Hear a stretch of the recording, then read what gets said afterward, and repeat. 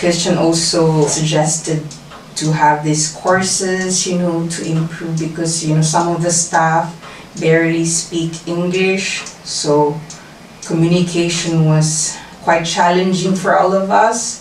It boosts their confidence and it made them feel good about themselves. If the staff feels good about themselves, then the hotel gets the best from the staff. I would always encourage the staff to share their opinions about the work.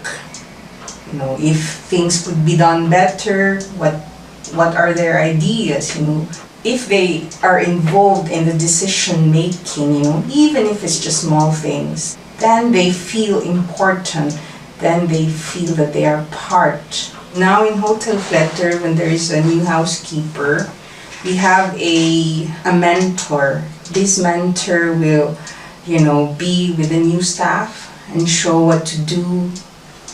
These are, guidelines. And the mentor will be with his new staff for a week.